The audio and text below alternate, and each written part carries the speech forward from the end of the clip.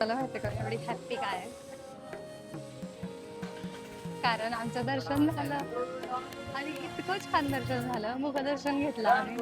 पण म्हणजे इतकं छान वातावरण आहे ना यार आतमध्ये. म्हणजे नाही का की तो थोडासा तुळशीचा वास त्या एरियामध्ये. परत आणखीन विठ्ठलाची इतकी सुंदर मूर्ती, म्हणजे आम्ही मुखदर्शनाला होतो. मला माहित नव्हतं की इतक्या लवकर माझं दर्शन होईल.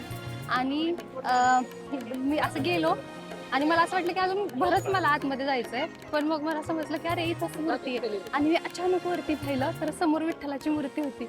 आयुष्यात इतकं फ्रेश वाटलं, इतकं फ्रेश वाटलं, म्हणजे असं असं वाटत होतं बघतच बसावं. पण काय आता मुखदर्शनाला होतं त्यामुळं आम्हाला मुखदर्शनमुळं आम्हाला पटपट पुढे जावं लागलं. पण इतकं प्रसन्न वाटलं ना, असं म्हणजे बघितल्यावरती चेहऱ्यावरती स्माईल. आणि आणि मला मला 100% गॅरंटी आहे बाकीच्यांच्या पण चेहऱ्यावरती तशी स्माईल असणार आहे. पण मी इतकी गुंग होते, मला असं वाटत होतं की मी हलूच नाही. मला कमीत कमी 5-10 मिनिटं तरी दादा प्लीज टाईम द्या, मला थांबायचंय. इतकं छान वाटत होतं. नंतर परत तिथून गेलो, रुक्मिणी मातेचं मंदिर आहे तिथं गेलो. ती पण मूर्ती इतकी सुंदर आहे, इतकी छान वाटते. म्हणजे लई छान असं वाटतंय की यार सार्थक झालं. आज दर्शन मी पहिल्यांदा आले पंढरपूरला. असं वाटतंय की सार्थक झालं माझं इतक्या लांब आलेलाच. आणि इतकं छान दर्शन भेटलं.